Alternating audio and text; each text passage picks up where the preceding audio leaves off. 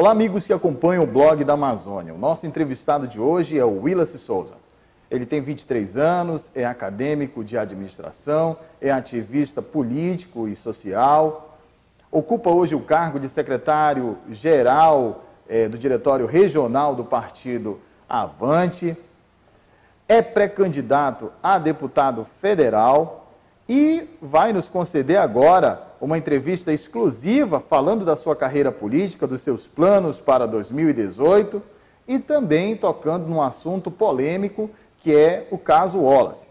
Ele que emplaca aí uma luta, né, para provar a inocência do pai, para levar ao conhecimento da opinião pública muitos fatos que na época do caso não foram trazidos à tona e que hoje ele vai expor aqui para a gente. Willacy, muito bem-vindo ao blog da Amazônia. É uma grande satisfação estar aqui no blog da Amazônia, um blog que atinge toda a região norte, né? Um blog renomado no estado do Amazonas. E eu fico muito feliz de estar aqui para esclarecer algumas coisas, para falar o meu lado dos fatos, né? O meu lado político, o meu lado pessoal, o lado familiar. E eu fico muito grato dessa oportunidade de estar aqui no blog da Amazônia. Willacy Souza, fala mais para a gente da tua pré-candidatura. Por que ser candidato a deputado federal? Moisés, é um desafio que eu impus na minha vida, né? Eu sou muito jovem, talvez um dos candidatos mais jovens a deputado federal, não sei se da história do estado, mas é um ato de coragem, até para que eu mostre minhas ideias. Eu não quero ser candidato por ser filho do ex-deputado Wallace Souza. Eu quero ser candidato porque eu tenho ideia, porque eu me sinto preparado para ser pré-candidato a deputado federal. Então, essa pré-candidatura, eu não posso falar em candidatura, né, por causa da legislação, essa minha pré-candidatura se deve ao sentimento que eu tenho dentro de mim de que eu estou preparado para representar o estado do Amazonas na Câmara Federal. A gente sabe que as pessoas, elas têm criticado muito essa questão de políticos que seguem uma linhagem política, que já é aquela tradição, é aquele legado, é aquela herança política, né, que passa de avô para pai, depois para filho, para neto e vão se perpetuando no poder. E você tem sido muito criticado nas redes sociais, depois que você lançou a sua pré-candidatura a deputado federal, por conta disso. O que você tem a dizer sobre isso, Willacy? Bem, é que as pessoas elas julgam muito o livro pela capa, né? Eu sei que a política está muito desacreditada, inclusive as famílias políticas, né? Que antes tinha essa transferência de votos e tudo. Eu sou tão independente quanto a essa questão, Moisés, que eu nunca me filiei a um partido que fosse diretamente ligado à minha família, ou que fizesse chapa e compusesse junto com a minha família. Então, assim, eu sempre segui a minha linha, a minha ideia, a minha independência, a minha convicção do que eu quero para mim e para a política do Amazonas. Então, assim, não que o meu tio, que hoje é deputado federal, Carlos Souza, seja um parlamentar ruim. Não, muito pelo contrário. É um deputado que tem história no parlamento, tem 12 anos de mandato, foi eleito pela revista Veja o deputado mais atuante do Amazonas, né? Então, assim, eu não vou negar aqui as minhas raízes, mas também eu tenho a minha posição, o meu posicionamento. Sou uma pessoa clara com o que eu quero, com as bandeiras que eu levanto. Inclusive, eu tenho muitas ideias para levar para o Amazonas, seja a questão da reforma tributária, que é uma bandeira que eu quero levantar muito forte, porque não tem um parlamentar que tenha coragem de abrir essa caixa de Pandora, né? Que é a reforma tributária, que hoje é o problema principal do país. O brasileiro paga 85 impostos diferentes, Moisés. O empresário, você que é um empresário, você tem conhecimento do quanto você paga imposto para poder se manter no seu emprego, gerando emprego e renda, né? Então tem muitas bandeiras que eu levanto e que eu vou mostrando às pessoas assim nessa minha caminhada que eu estou iniciando agora. Mas eu não sou uma pessoa rasa, isso eu posso garantir com 100% de certeza, que eu me preparo, que eu me estudo e que eu não sou só mais um. Você sabe que o seu pai e a sua família já tiveram programas de televisão, programas policiais, e levantavam a bandeira da segurança como plataforma política. Você pretende seguir essa linha também de combate à criminalidade, à falta de segurança? qual será a tua plataforma política? Olha, o meu pai, ele tinha esse segmento de segurança pública por ele ser policial civil, né? Inclusive a Polícia Civil, que fez parte da vida dele, né? Antes dele falecer, ele foi reincorporado e inocentado na Polícia Civil. Ele faleceu policial civil do estado do Amazonas, né? Então, essa bandeira de segurança pública é algo que eu estou tentando me engajar mais, né? Até porque é uma bandeira que identifica a família Souza, né? A segurança pública sempre foi o principal fator que levou o meu pai ao auge, né? Que levou ele a ser mais votado 3 vezes, que teve toda essa relevância, né? Então, assim, a minha ideia para a segurança pública é que se olhe com mais, por parte do governo federal, que se olhe com mais sensibilidade a segurança pública no estado do Amazonas, no Rio de Janeiro também está acontecendo aquela situação. E na época do meu pai, a segurança pública não estava tão prejudicada como está hoje em dia, né? Praticamente foi permitido que se criasse essas facções criminosas aqui no estado do Amazonas, né? Que antigamente não tinha. Eu até vim aqui para o estúdio de vocês pensando, hoje em dia não teria um espaço para um Wallace Souza que andava nas vielas, nos becos e fazia aquela operação com a polícia. Hoje em dia não tem esse espaço. Por quê? Porque a facção, o crime organizado, ele se tornou tão organizado, tão bem emparelhado, que não tem mais condições de um deputado estadual sair de casa para ir para a rua e tentar aprender, tentar ajudar e pressionar a polícia para que ela solucione, elucide casos. Então, assim, a segurança pública é cada vez mais precária no Brasil, no Amazonas, não algo só daqui do Amazonas, né? Então, a minha ideia de levantar essa bandeira da segurança pública, tomando ciência dos problemas do Amazonas, como a falta de presídio de Canutamã, né, o efetivo da Polícia Militar, que hoje tem 9 mil policiais militares, e a capacidade do Amazonas era para ter, de acordo com a população, no mínimo 15 mil, né, em proporção 20 mil policiais militares. Então, são coisas que a polícia que precisa ser valorizada, né? Porque a segurança pública é algo fundamental na situação que o Amazonas vive hoje, né? E, por exemplo, o concurso, não tem concurso para a polícia desde 2011, né? Então, precisa que haja algum defensor ferrenho da segurança pública no estado do Amazonas, né? É uma bandeira que eu também irei levantar, mas que não será a principal das bandeiras, né? Será, entre todas as bandeiras que eu irei levantar, uma das principais. E quais são as tuas propostas, Willace, para a questão da segurança pública? Nós sabemos que o nosso estado enfrenta uma crise na segurança sem precedentes, né? Episódios lamentáveis que aconteceram mais recentemente e que a população clama por segurança pública. Quais são as propostas que você tem para essa área? Eu acredito que precisa ser feito o concurso, né? O Estado, eu sei que passa por um momento de crise, assim como todo o Brasil, crise na financeira, atinge os cofres do Amazonas, com certeza absoluta, mas é necessário que se valorize a segurança pública. Não tem aqui um ponto, se alguém já tivesse encontrado a solução para a segurança pública, o Brasil seria hoje a Dinamarca, né? Mas a gente precisa parar para analisar as pessoas que são especialistas, convocar especialistas, né? Não que seja daqui do Brasil ou precise ser de fora, mas precisa trazer especialistas, pessoas renomadas que saibam dar os palpites sobre a segurança pública, que aconselhe o governo do Estado, que gerencie essa segurança pública de uma forma transparente, né, para que haja realmente uma efetividade por parte da polícia. Com muita inteligência, né? Exatamente, a inteligência é fundamental. O meu pai, ele já dava entrevista em 2004, pedindo investimento técnico-científico na polícia do estado do Amazonas, né, e é isso que falta até hoje. Se você tem uma investigação técnico-científica bem mais abrangente, você vai ter resultados bem mais abrangentes também. O clima de instabilidade na área da segurança pública tomou conta não só da capital, mas também como do interior do estado, né? As facções criminosas simplesmente tomaram o controle da coisa e, mais recentemente, nós vimos aí no início do ano passado aquele massacre com cenas chocantes que aconteceram lá no Compage, na BR-174, e a população tem clamado muito por essa questão. O que você pensa a respeito disso? Um fato curioso quanto a essa questão, Moisés, do presídio, de todo esse problema que aconteceu no presídio aqui no Amazonas, eu tenho aqui, né, o meu pai, ele investigou, até acho que vai enquadrar aqui, ele investigou o crime organizado nos presídios, né? Ele foi, no primeiro ano de mandato dele, ele foi o deputado estadual que trouxe para cá o relator da CPI do narcotráfico, né? Um deputado estadual no seu primeiro mandato já estreou uma CPI.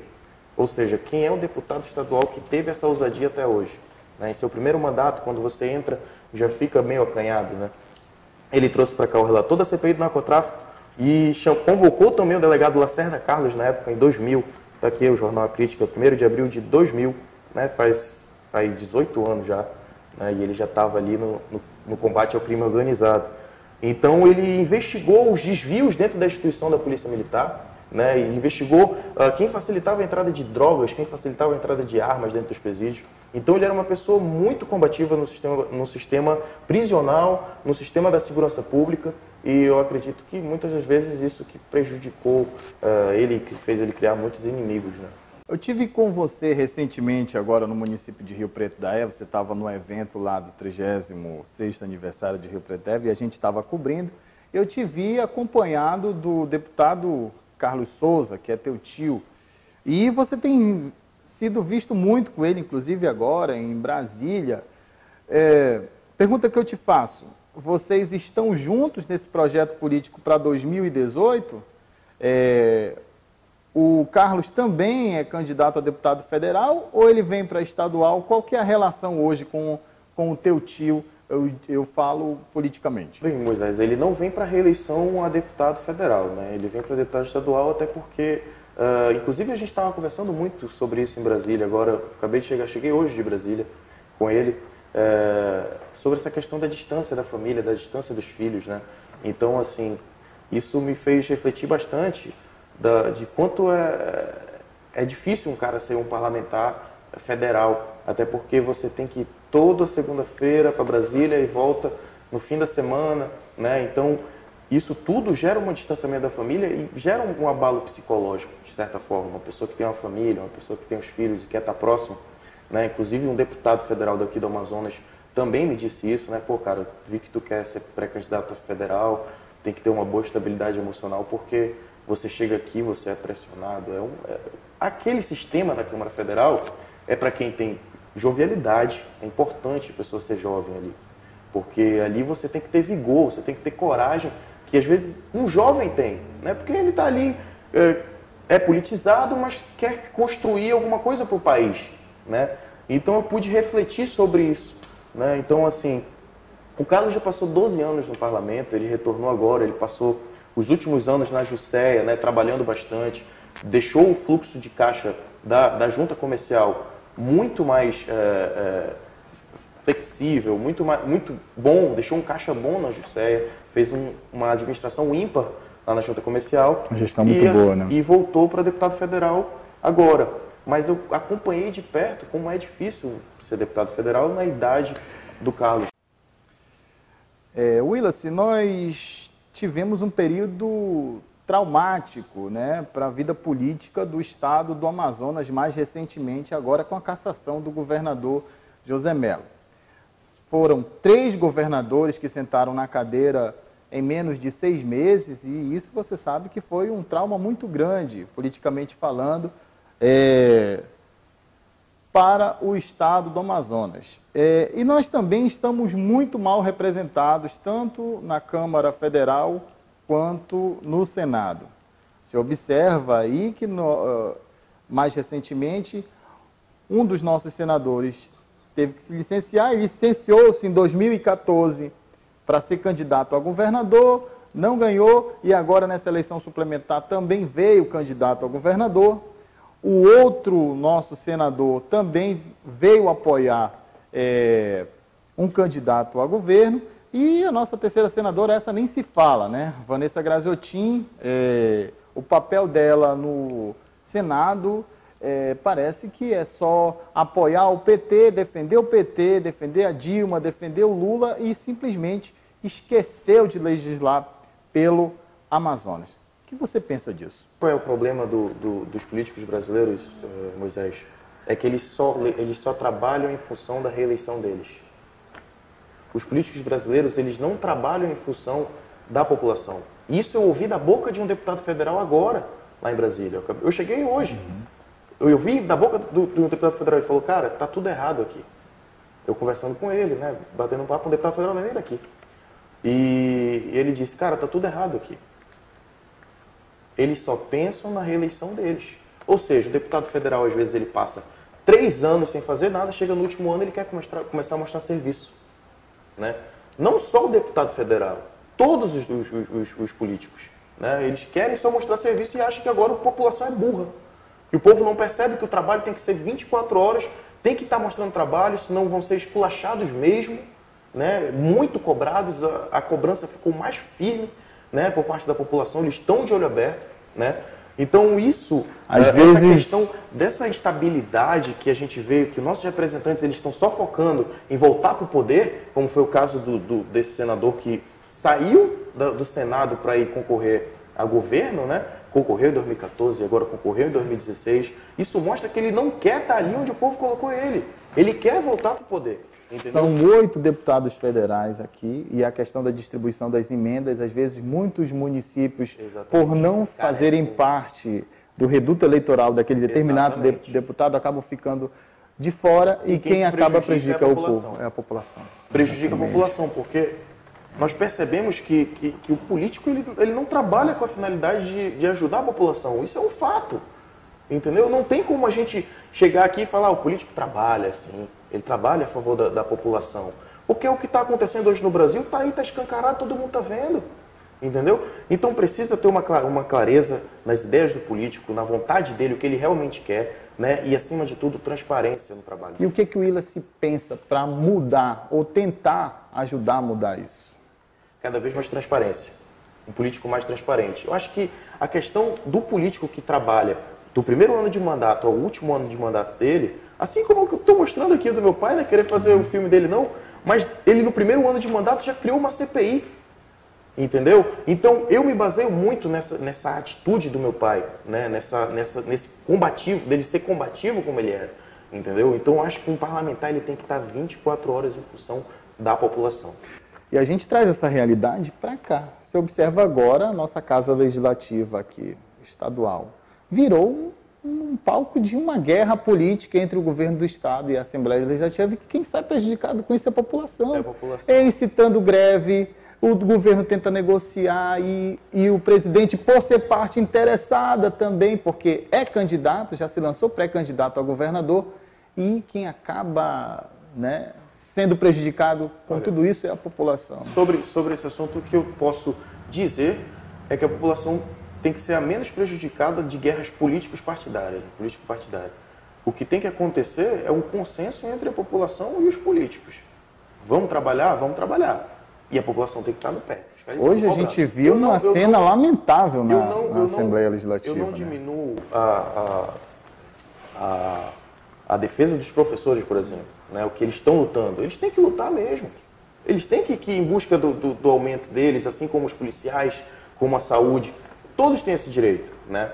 Mas só que nós não podemos permitir que brigas políticas interfiram, né? Exatamente. Assim, o que aconteceu hoje na Assembleia Legislativa, que foi esse caso do presidente da Assembleia com o deputado da base governista, Vicente Lopes, é que realmente tem uma oposição ferrenha ao governo, né? Eu não vou aqui dizer para você que o governo está totalmente certo, né? O governo está tentando negociar, mas a oposição também falta tem que maturidade política para os nossos deputados ou falta boa fé mesmo? Eu acho que falta coragem, mais deputado de coragem. Willis, nós estamos acompanhando essa tua luta aí em busca da verdade dos fatos e também essa tua luta em busca de provar a inocência do teu pai, de trazer à tona esse assunto e de limpar a honra do teu pai e da tua família. Vamos entrar agora numa seara polêmica, que é o caso Wallace. O que você tem a falar sobre isso? Abre o teu coração aqui pra gente. É um assunto delicado, né, Moisés? E bem polêmico, porque foi aí um marco, né, na nossa família, um marco de tristeza, um marco de dor, né, até porque o que aconteceu com a gente foi uma verdadeira perseguição política, um complô dos mais massacrantes que eu já vi em todos os meus 23 anos, que não é muito, mas foi realmente um massacre, né, até porque o meu pai, ele tentava se posicionar, ele não tinha o que nós temos hoje em dia, né, que é o Facebook, que é a rede social, e ele tentava chamar a imprensa para que ele falasse, e quando ele falava, saía no jornal 3 linhas, se ele falava 1 hora, saía 3 linhas, 4 linhas. Então o que a população estava vendo? Ela estava estavam empurrando na cabeça da população as informações que eram de interesse dos jornais da época, né, dos jornais, do sistema, né, do Estado, né, que perseguiu meu pai, da mídia, né, que também fazia parte de todo esse complô. Então, o meu pai, ele não tinha como se defender, ele era uma pessoa doente, debilitada e que não teve a prerrogativa de ter a sua defesa, entende? E também, entrando aqui por partes, o meu pai, como nós já citamos, ele foi muito combativo, né? Criou CPIs, foi autor dessa CPI do sistema prisional, onde ele já pisou no calo de algumas pessoas da segurança pública. Ele foi autor de uma ação de inconstitucionalidade, onde rebaixou de delegados para comissários, né? E todos esses delegados que agora foram rebaixados para comissários participaram da força-tarefa. Isso é bom ressaltar para as pessoas e elas talvez não tenham conhecimento. Quem fez a ADIM, a ação de constitucionalidade, que proibiu que comissionários subissem a delegados ilegalmente, foi o deputado Wallace Souza. E todos esses delegados, uma grande parte deles, inclusive o secretário de inteligência, que também foi rebaixado a comissário, fazia parte da ADIM. Então, no mínimo, o que se poderia acontecer ali era que as pessoas... o mínimo que poderia acontecer ali era que se houvesse uma suspeição dessas pessoas. Que a própria justiça olhasse, não, o deputado Wallace Souza, ele investigou essas pessoas que estão investigando ele agora. Então elas têm um motivo pessoal para que haja essa investigação. Entendeu? Então são coisas que a população, que essas pessoas que hoje me xingam, que me chamam de vagabundo, que acham que eu tenho que pagar por toda essa perseguição, elas não enxergam, elas não procuram conhecer o outro lado. É aquilo que a imprensa empurrou e pronto, é aquilo que a TV mostrou e pronto. Não pode ser assim. E hoje a gente vê como é que acontece a manipulação na mídia, acontece a manipulação na imprensa. Não tinha antes, Moisés, o que está acontecendo aqui hoje. Que é você estar me dando espaço para que eu fale abertamente sobre esse caso. Eu queria que estivesse aqui o meu pai. Eu não queria eu estar aqui defendendo o meu pai que não está mais vivo. Eu queria que ele estivesse aqui. Porque ele ia com certeza botar o nome aos bois e ele ia mostrar para esse Estado como é que funciona todo esse sistema corrupto e canalha que fez o que fez com ele. Então, Moisés, como eu estava falando, o meu pai fez essa investigação, essa ação de constitucionalidade, fez a CPI do sistema prisional, fez outras CPIs, né? CPIs do município, do gasoduto, né? Investigou muita coisa, foi algo muito abrangente que ele fez, né? Então, assim, ele combatia a corrupção, combatia o crime organizado, adivinha no calo de quem ele pisava? No calo de quem ele pisava? Do sistema.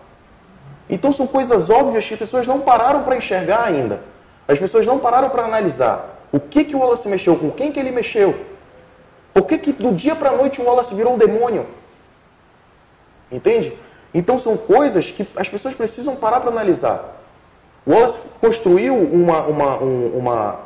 uma história política, não foi advinda de cacique político não, Moisés. O meu pai veio de família humilde. E eu não quero aqui fazer populismo barato, como faz esses outros políticos. Eu quero falar a verdade. O meu pai veio de família humilde e ele não veio puxando um político cacique, veio e puxou ele pelo braço e falou, Wallace, tu vai ser meu candidato, tu vai ser o deputado estadual mais votado. Ele foi o deputado estadual mais votado porque ele mostrou trabalho. Porque ele ia pra rua e combatia o crime organizado enquanto estava todo mundo nos seus gabinetes no ar-condicionado dormindo, mostrando pouco trabalho. Então isso incomodava as pessoas, isso gerava ciúme, gerava inveja. Né? Então tem muitas das coisas, Moisés, que eu estou falando aqui que eu nunca falei, né, nas outras entrevistas que eu dei. Então aqui eu estou sendo bem incisivo sobre quem era o Wallace Souza. Né? E por que ele incomodava tanto. Imagina, o Carlos Souza era vice-prefeito da cidade de Manaus. O Amazonino vinha para governo em 2010. Ganhava. Quem assumia a prefeitura? O Carlos Souza. Um político que não veio da mão de cacique, que não se construiu da mão de cacique, que tinha independência, porque ele era sempre o mais votado. E quem é que não lembra que quem o Wallace e o Carlos apoiavam ganhava a eleição? Porque eles tinham respaldo da população, entende? Mas aí, como é que foi a jogada desses caras? Existia um projeto de poder que, de certa forma, não era um projeto de poder. Se fosse um projeto de poder, Moisés, o Wallace já tinha sido candidato a prefeito ou a governo já em 2002. Não era nem o Alfredo que ele tinha apoiado, né? Ele apoiava, sim, ele fazia parte da base governista muitas vezes, mas isso, como ele mesmo dizia, não impedia ele de combater as irregularidades que tinha no governo. Por quê? Porque ele não devia favor a ninguém. Ele entrou sem dever favor a nenhum cacique. Ele entrou por meio da população. Ele foi um fenômeno da população, que emergiu da população e não de nenhum cacique. Então são esses contextos políticos que as pessoas precisam enxergar. Entende? Por que o Wallace se incomodava? Né? Por que ele chegou onde ele chegou? Então, como eu estava dizendo, o Carlos Souza virando prefeito da cidade, era o que estava acontecendo, como iniciou a carreira do governador da época, daquela época. Entende? Ele começou como prefeito, aí depois já foi para cargos mais executivos. Né? E o que isso gera? Né? Gera um problema. Né, um ciúme. É isso que eu estou tentando te falar. Isso incomodou as pessoas que tinham um projeto de poder para o Estado do Amazonas. E quando você fala de sistema, dá para ser do Estado. Mais específico? Eu falo do Estado, o sistema é o Estado. Né? É tudo que engloba um Estado. Né? Então, quando você interfere no sistema, da forma que ele funciona, você começa a ser engolido por ele. Né? Você começa a ser atropelado pelo sistema. Nessa época que começou toda essa perseguição política, toda essa trama contra o teu pai, o senador Eduardo Braga era o governador do estado na época. Sim. Bem, uma coisa a gente precisa dizer, né? Não, estou te perguntando, eu sei que você não quer, eu não quero te comprometer e também não quero ser direto. É porque as pessoas falam, isso é notório nas redes sociais, a gente lê toda vez que vem à tona o caso, as pessoas responsabilizam o senador Eduardo Braga como o grande protagonista dessa perseguição toda em torno do teu pai. Então é isso que eu não quero te comprometer. Sim. E não quero que você dê nome aos bois aqui, claro, ou vá entrar numa seara que te comprometa até judicialmente. Sim, claro. Eu só estou te falando tudo isso porque a gente tem que falar aberto. Muito polêmico, né? De maneira aberta. Eu digo assim, de uma forma muito clara, né? O que está encoberto para os homens não está encoberto para Deus. Né? Eu não estou aqui dando nome aos bois ou dizendo que foi fulano de tal. Deixa que a população tome faça o juízo de valor. Faça o juízo de valor sobre isso. Eu não vou chegar aqui e começar a acusar, fazer um pré-julgamento dessa situação. Mas eu tenho certeza que houve muito, como já disse o Ronaldo Tiradentes, houve muito exagero em cima disso. Né? Houve muito... Eu não estou aqui beatificando meu pai, dizendo que meu pai é o santo dos santos. Né? Eu não quero que canonizem o meu pai. Né? Então, o que eu quero dizer aqui é que ele foi vítima, sim, de um complô político. Ele foi vítima, sim, e eu já disse aqui o porquê.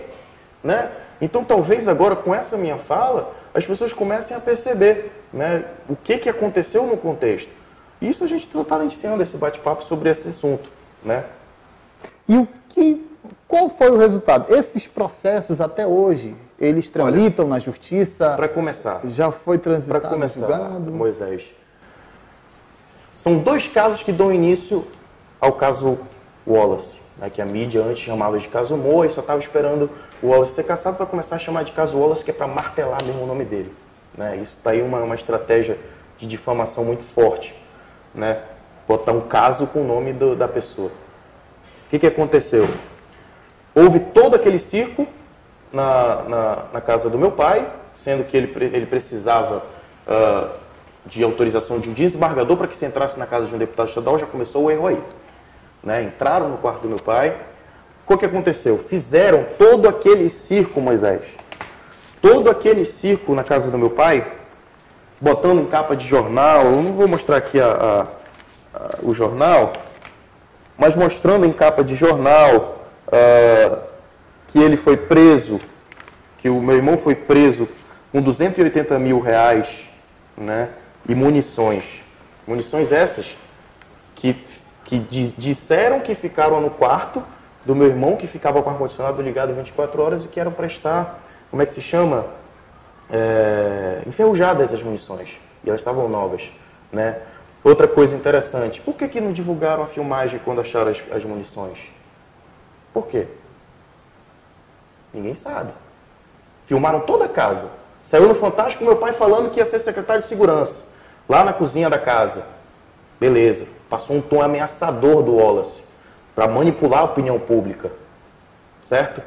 Por que não filmaram o quarto do Wallace Souza? Não entraram no outro quarto que era o do meu avô. Meu avô tinha 87 anos de idade, um avô doente que não andava. E se ele visse aquela situação, com certeza ele poderia até falecer, né? De tanto medo que ele ia ficar. As pessoas estavam encapuzadas, né? Foi um circo.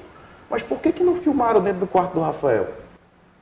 Nessa época, você tinha quantos anos? Eu tinha 15 anos. Você estava no dia? Não, eu estava na casa da minha mãe. Uhum. Eu não queria ver, mas foi um dia muito doloroso. Chorei bastante, né? Então, assim, Moisés, por que não filmaram o quarto do Rafael onde acharam essas munições? Por que não divulgaram essa filmagem? Estranho isso. Aí, beleza. Acharam esses 280 mil reais. Sabe o que aconteceu com esses 280 mil reais? O juiz devolveu o dinheiro. Por quê? Porque não encontrou ilicitude no dinheiro. Aí conseguiram provar a origem? Em 2014, isso. Em 2014 foi comprovado que não era ilícito o dinheiro que meu pai recebeu, que meu pai tinha guardado em casa, porque meu pai era doente. Meu pai tinha doenças. Todo mundo sabe, todo mundo sabia que o Wallace tinha uma doença crônica, que ele era realmente uma pessoa doente, que tinha que ir todo final de ano para São Paulo, um tratamento caro. No Albert Einstein que ele ia. E eu lembro isso todo ano, todo final de ano a gente tinha que ir para São Paulo. Então se acontecesse alguma coisa com meu pai, ele tinha que ir de UTI aérea para São Paulo. São coisas que ele não tinha como controlar. Essa situação toda abalou demais a saúde. Não, mas ele sempre teve um problema de saúde, sim. Mas isso agravou. Então, esse dinheiro que estava guardado, Moisés, era para a saúde dele. Aí meu pai morre. Digo para vocês que ele não fez fortuna com política, não fez fortuna com política. A gente vê pegando 51 milhões na casa de deputado, né, do ministro, do Gedel Vieira, né? Mas aqui, quando a gente vai ver 280 mil na casa de um deputado estadual, enquanto já aprenderam com outros milhões, né? O que é isso? Aí devolveram o dinheiro, por que a imprensa não veio pedir desculpa da gente? Por que não foram falar, o dinheiro foi devolvido à família? Até mesmo as munições, Moisés. Não encontraram nada ilícito.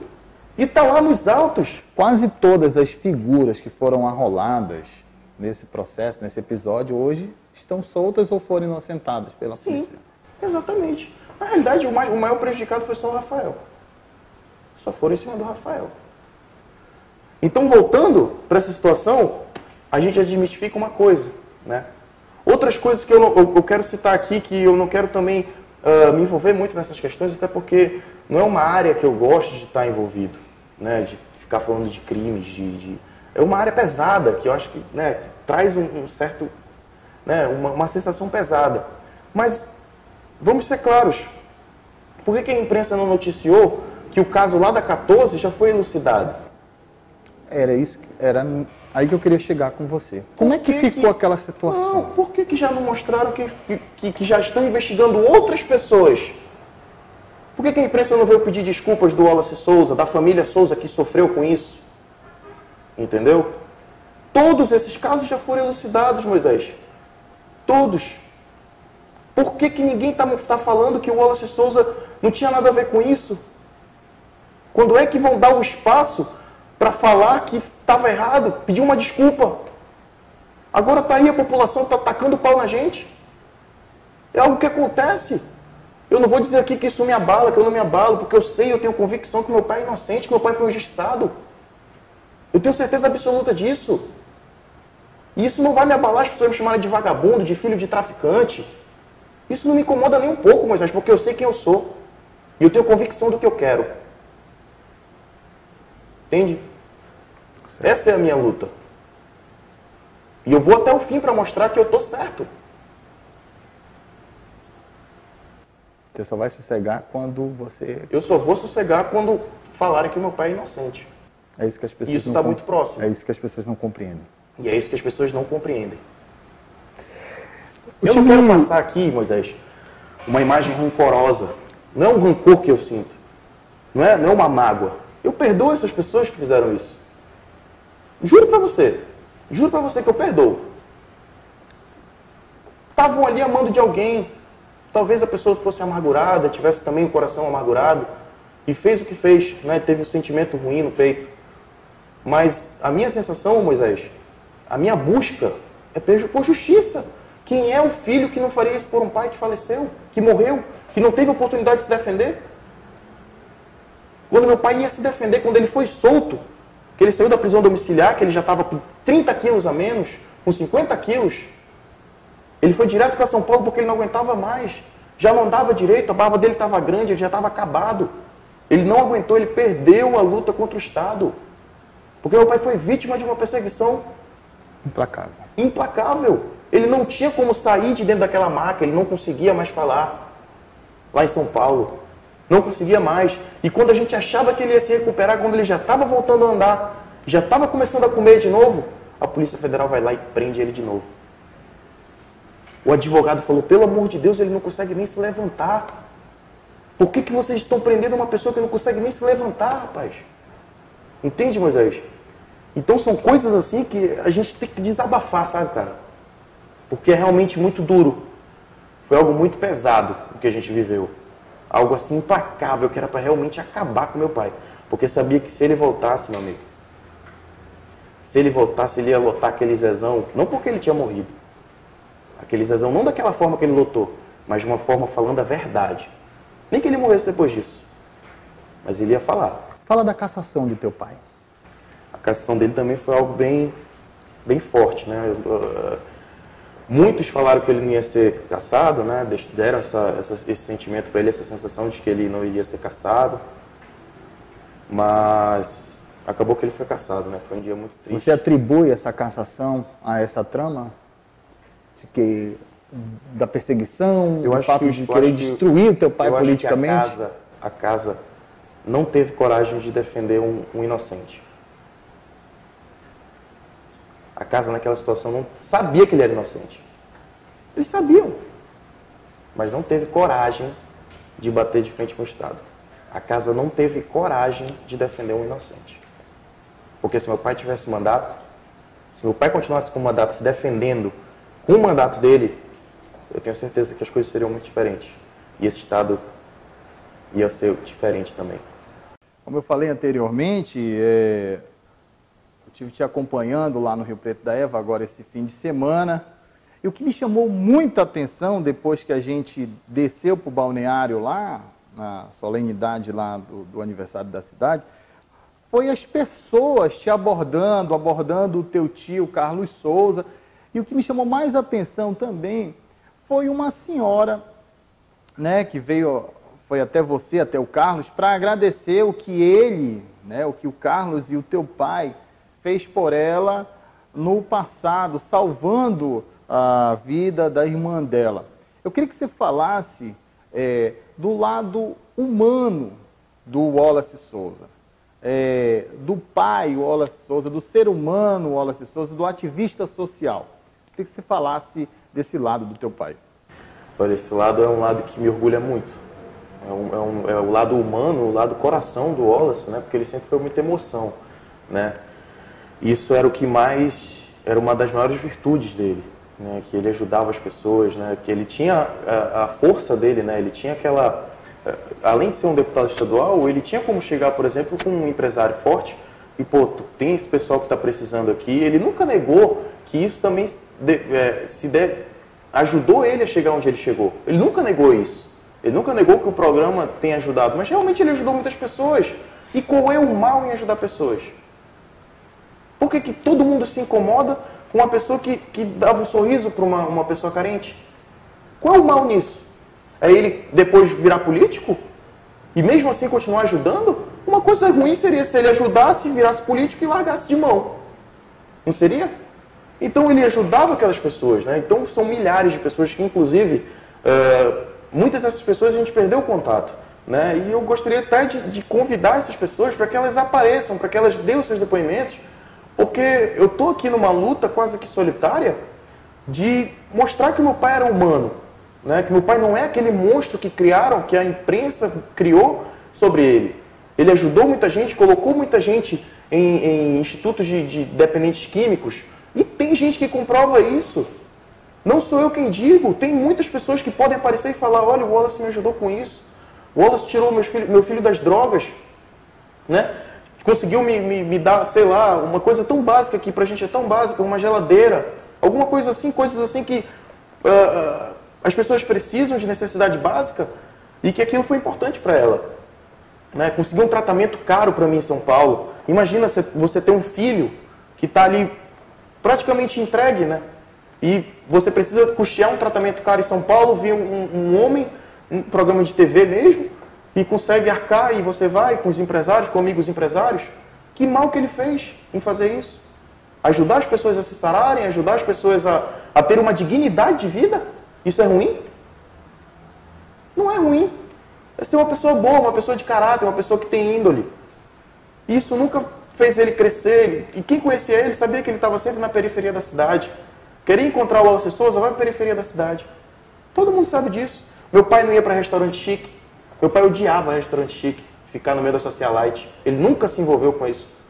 Ele gostava mesmo de estar no meio do povo, de estar no meio das pessoas. Eu reitero, eu não estou fazendo populismo. Eu também não gosto de populismo. Mas era quem meu pai era. E aquele era a essência dele. A essência dele era aquela. E que as pessoas têm e tinham preconceito, né? Mas que também gerou muita coisa boa para ele, né? Ele é uma pessoa que sempre foi benquista por essas pessoas que ele ajudou.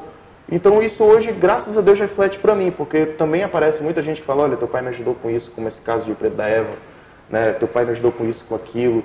E eu fico muito, muito feliz, né? Muito gratificante ver que as pessoas hoje depositam em mim aquela confiança que elas depositavam nele.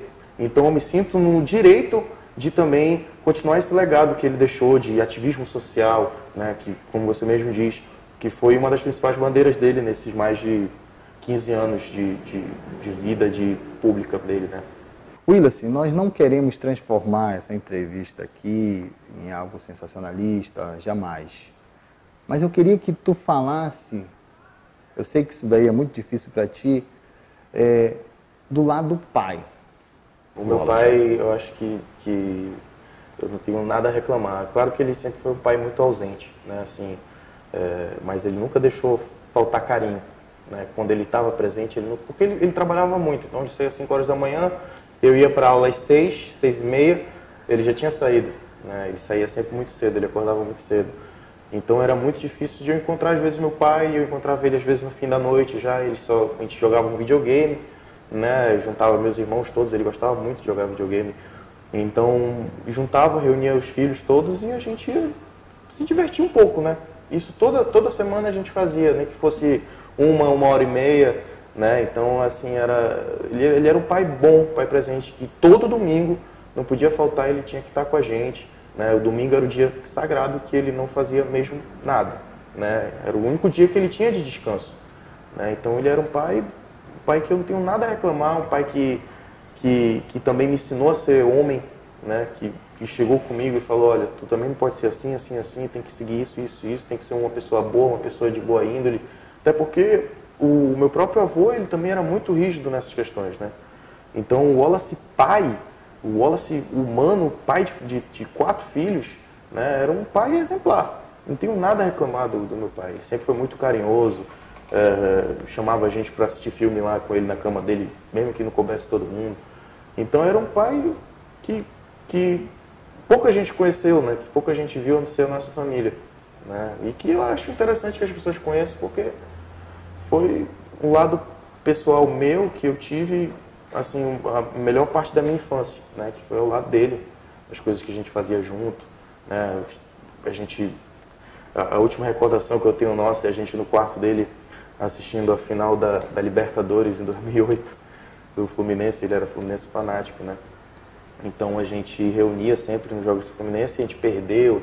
Eu lembro que ali a gente, se demos força, né? A gente gostava muito de assistir o jogo junto. Então ele chorou, que ele gostava muito do Fluminense, a gente se abraçava.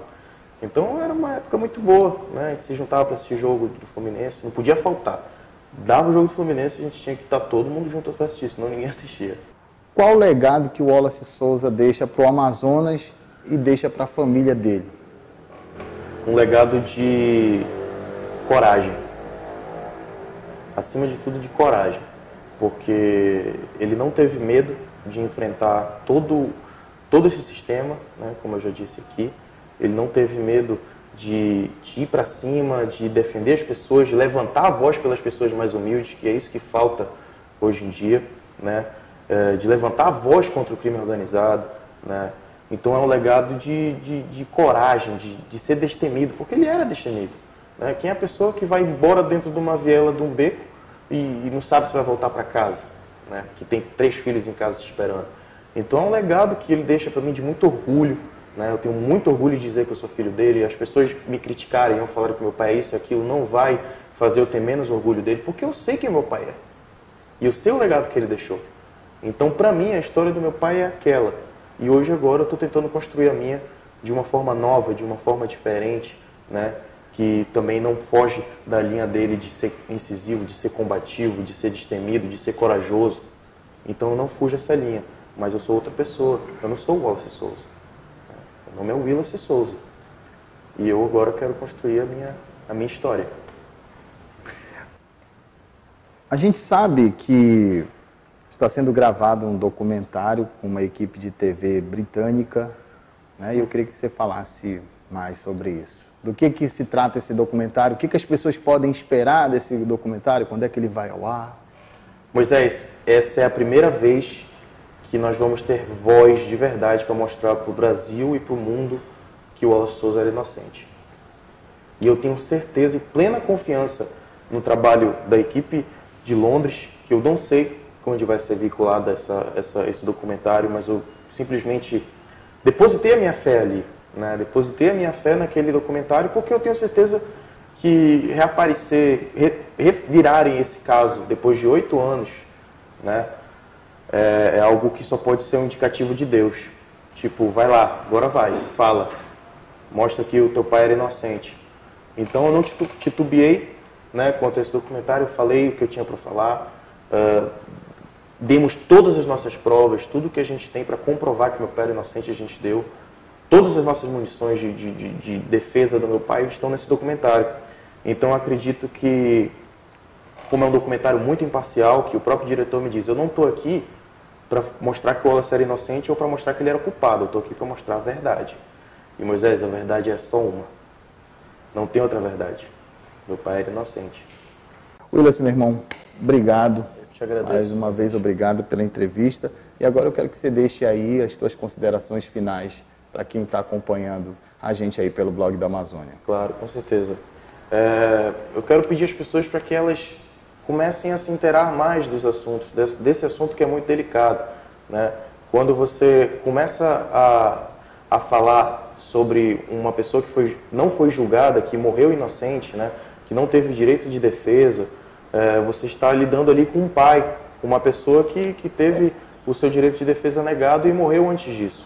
Então, dessa forma, eu peço que as pessoas tenham a sensibilidade de conhecer a fundo as notícias, de ir em busca de informações, antes de fazer juízo de valor, né? Para que a gente também não passe uma imagem de manipulado, de massa de manobra, de que tudo que empurram na nossa cabeça a gente acredita de primeira. É isso que o sistema quer, que as pessoas acreditam de primeira, que elas não contestem, que elas não questionem, e assim sejam manipuladas eternamente por esse sistema, e que vai condenar um inocente, que vai acusar um inocente, que vai sempre deixar ele sem voz. Graças a Deus hoje em dia existem as redes sociais, e isso nos permite ter a nossa voz. No mais, no entanto, né, eu fico muito feliz pela oportunidade.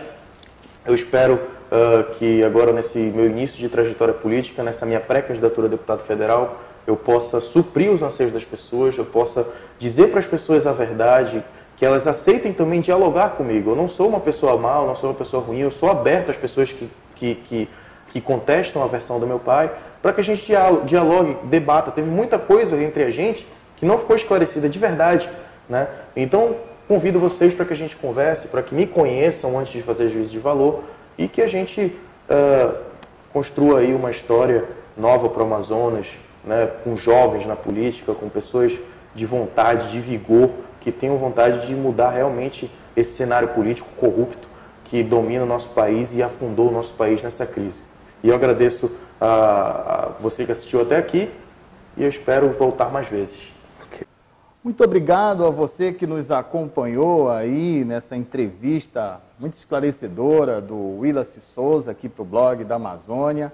Eu queria que você compartilhasse esse vídeo nos teus grupos de WhatsApp, nas tuas redes sociais, para que o máximo de pessoas possam estar assistindo essa entrevista interessante em que o Willacy Souza aqui acabou de esclarecer muita coisa para a gente com relação ao caso Wallace. Muito obrigado pela tua audiência. Muito obrigado por acompanhar aqui o blog da Amazônia. Blog da Amazônia, a Amazônia se vê aqui.